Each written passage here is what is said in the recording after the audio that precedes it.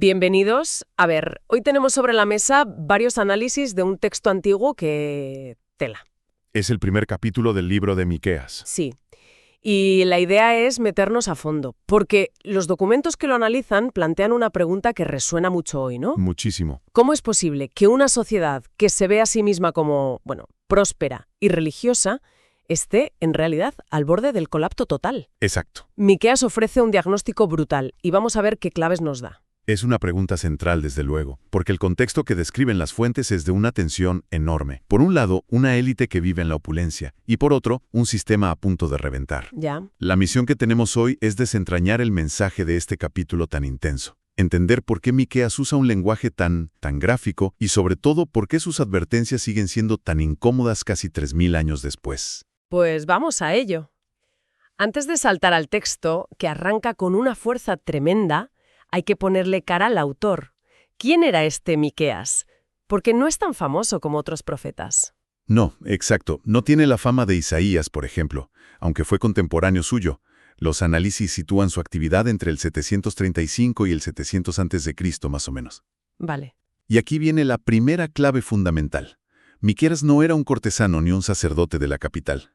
Venía de Moreset, una aldea rural en Judá, el reino del sur. Esto es crucial. O sea que era un hombre de campo. No hablaba desde el palacio, sino desde la tierra. Precisamente. Su perspectiva es la del campesino que ve cómo las élites de las grandes ciudades como Samaria en el norte y Jerusalén en el sur se enriquecen a costa de los pequeños agricultores. Claro. Conoce la corrupción de los jueces y la avaricia de los terratenientes de primera mano. Por eso su crítica es tan directa y tan poco diplomática. No tiene pelos en la lengua, vamos. ¿Y el telón de fondo político cómo era? Aterrador. El imperio asirio es la superpotencia del momento. Una máquina militar implacable que está expandiéndose y aplastando todo a su paso. Uf. El reino del norte, Israel, está en sus últimos días. De hecho, los asirios lo destruirán por completo en el 722 a.C. En plena época de Miqueas. En plena época de Miqueas. Y Judá, el reino del sur, vive con esa misma espada de Damocles sobre la cabeza. Ya. Es un ambiente de miedo constante, de alianzas políticas desesperadas y de una profunda crisis social interna. Y en medio de todo ese caos, aparece este hombre de Moreset diciendo que tiene una palabra de Jehova. Entendido el contexto, vamos al texto. Porque el capítulo 1 empieza a lo grande. Versículos 2 al 4.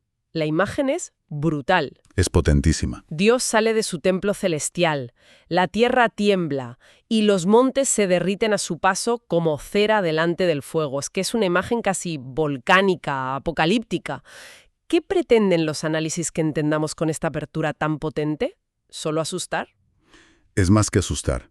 Los textos lo definen como una teofanía, una manifestación visible y sobrecogedora del poder divino.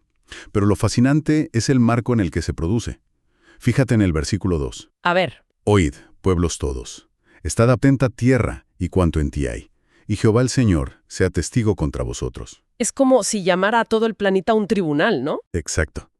Los análisis lo describen como un proceso legal a escala cósmica.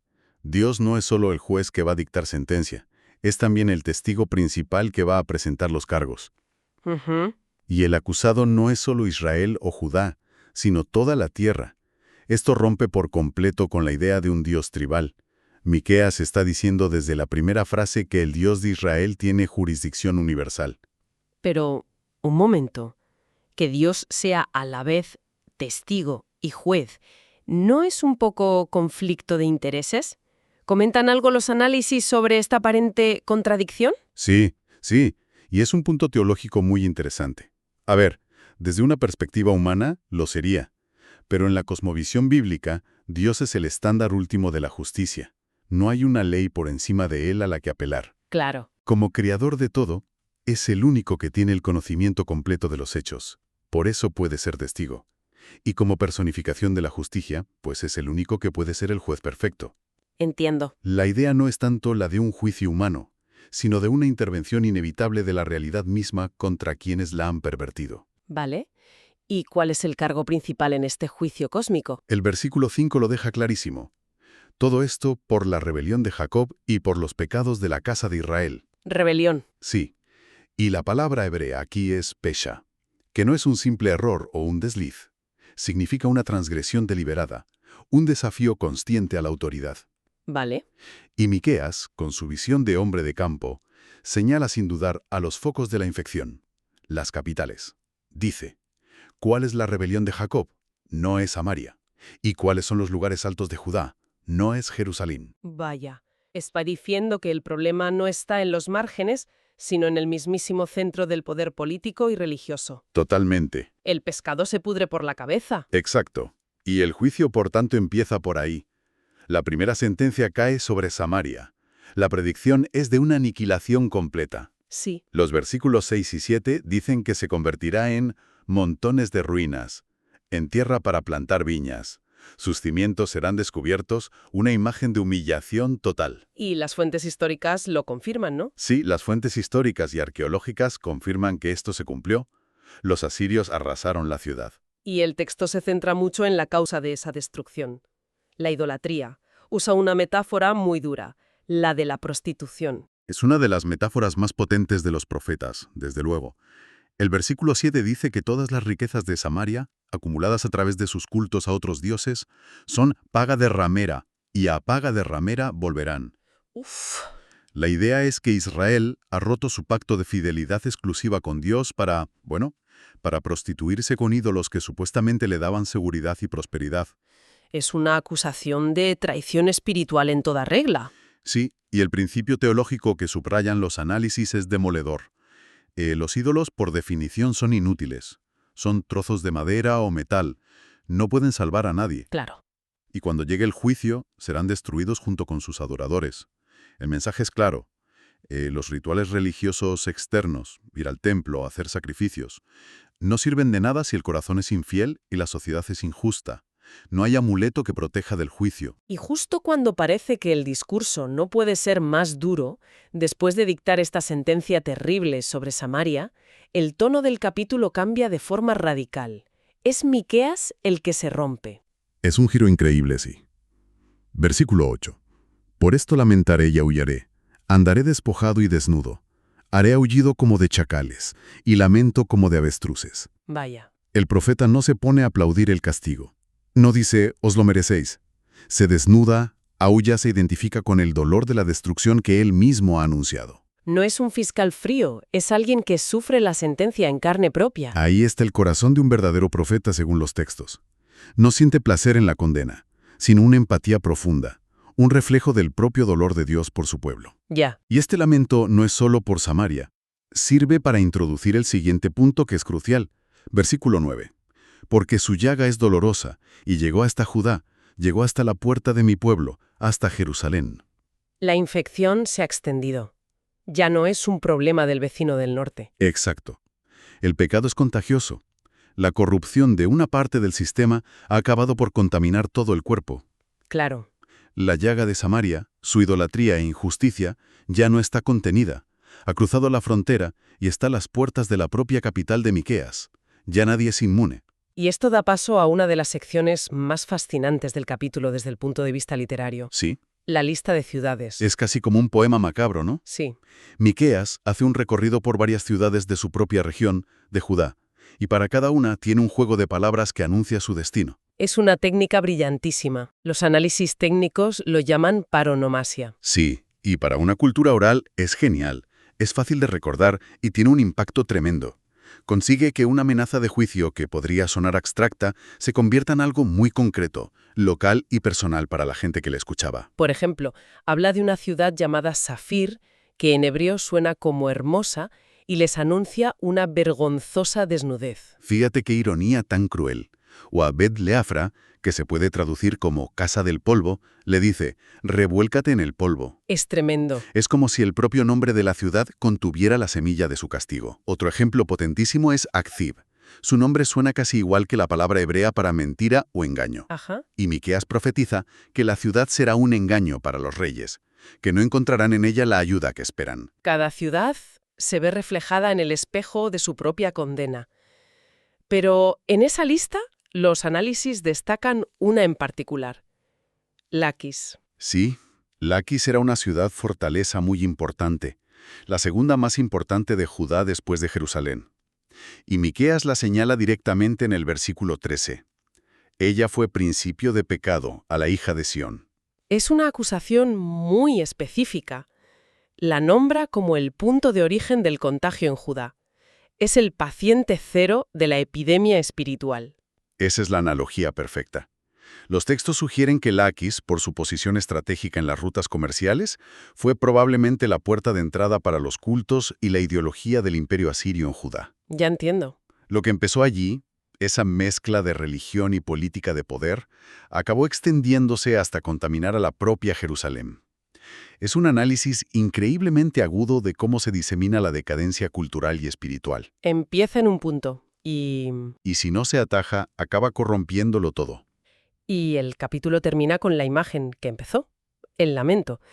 Pero esta vez es una orden para todo el pueblo. Una llamada a raparse la cabeza porque los hijos de tus delicias se fueron de ti al cautiverio. La desolación será absoluta. Es el cierre lógico. La consecuencia final de todo este proceso de rebelión y contagio es la pérdida de lo más preciado, el futuro, simbolizado en los hijos. La nación quedará calva, humillada y sin esperanza. Es un final devastador. De acuerdo, hemos desgranado el capítulo. Si ahora damos un paso atrás, ¿qué grandes ideas, qué temas centrales extraen los análisis de todo esto? ¿Cuál es el mensaje de fondo? Pues hay varios temas teológicos de un peso enorme. El primero, como decíamos al principio, es la soberanía absoluta de Dios. No es un Dios local, confinado en el Templo de Jerusalén. Es el juez de todas las naciones, y la historia está bajo su control. Vale. El segundo es su santidad y su justicia. Los textos dejan muy claro que Dios no es un abuelo bonachón que tolera el mal indefinidamente. La injusticia y la idolatría tienen consecuencias reales y terribles. Y también parece haber un fuerte énfasis en la responsabilidad. Sin duda, hay una responsabilidad colectiva de toda la nación, pero también se señala a los líderes de las capitales como los principales culpables. Claro. Y a la vez, se muestra cómo ciudades más pequeñas como Laquis tienen una responsabilidad individual en la propagación del mal. Nadie puede decir la culpa es de otros. Ya. Y un último punto clave es que el juicio no se presenta como un castigo arbitrario o un capricho divino. Se describe como la consecuencia natural de sus propias decisiones. Ah, Hay una cita en las fuentes a otro profeta, Oseas, que lo resume perfectamente. Siembran viento y cosecharán tempestad. qué buena imagen. Y lo interesante es que los análisis no se quedan en la teología antigua, proponen aplicaciones muy directas para hoy. Sí, y son bastante punzantes. A nivel de instituciones, por ejemplo, advierten del peligro del sincretismo. Del sincretismo. Sí, es decir, de mezclar la fe o los valores fundamentales con ideologías o prácticas que son totalmente ajenas, solo por conveniencia, por poder o por parecer más modernos. La historia de Laquis es una advertencia sobre eso. Y para la sociedad en general, la idea de que la injusticia social no es un mero problema económico o político. Para Miqueas es un problema teológico de primer orden. La explotación de los vulnerables, que será un tema central en los siguientes capítulos, es un ataque directo a Dios. Clama al cielo. Varia. Es una ofensa que tarde o temprano traerá consecuencias devastadoras para toda la estructura social. Y a nivel personal, el desafío que plantean es examinar nuestros propios ídolos modernos. Claro, porque hoy quizá no nos arrodillamos ante estatuas de Baal, pero los documentos mencionan sustitutos muy claros. El dinero, la seguridad, el poder, el éxito, la ideología política, incluso la propia imagen. Cualquier cosa. Cualquier cosa a la que le demos nuestra lealtad última y que ocupe el lugar central que solo le corresponde a Dios. Miqueas nos obliga a preguntarnos, ¿en qué o en quién confiamos realmente cuando las cosas se ponen feas? Ya. El mensaje implícito es que el arrepentimiento proactivo, reconocer y cambiar de rumbo, es infinitamente mejor que esperar a chocar contra el muro de las consecuencias. Entonces, resumiendo, este primer capítulo es como una potente declaración de intenciones. Miqueas pone todas las cartas sobre la mesa desde el principio. Sí, es una introducción contundente. Establece tres cosas. Primero, que Dios es el soberano santo del universo y no va a ignorar el mal. Ajá. Segundo, que el pecado, tanto la idolatría como la injusticia, tiene consecuencias inevitables y destructivas. Y tercero, y esto es muy importante, que la respuesta adecuada ante esta realidad no es la indiferencia o el triunfalismo, sino el lamento y la empatía, como hace el propio profeta. Y nos deja con preguntas que, como decíamos, son muy pertinentes. ¿Cuáles son esos lugares altos, esos centros de poder corrupto o esas idolatrías en nuestra propia cultura? Exacto. ¿Cómo reaccionamos cuando oímos advertencias sobre la injusticia en nuestra sociedad? ¿Sentimos el dolor de Miqueas o pasamos página? Son las preguntas que el texto quiere provocar. Y hay que decir que el libro de Miqueas no termina aquí, en la desolación. Ah, bueno. Más adelante, como es habitual en los profetas, tras el juicio siempre aparece una promesa de restauración y esperanza. Pero, y esto es clave, no hay atajos. Primero es necesario el diagnóstico honesto, el reconocimiento del problema. Para terminar, hay un último dato en los documentos que me parece increíblemente provocador. ¿Cuál? Señalan que Miqueas es el primer profeta que predice explícitamente la destrucción de Jerusalén y su templo. ¿Sí? En su época, esa idea era impensable, casi una blasfemia. Se creía que la ciudad era intocable por ser la morada de Dios. Y sin embargo, Miqueas lo anuncia. Y ocurrió, 115 años después, a manos de los babilonios. Es un dato que pone los pelos de punta.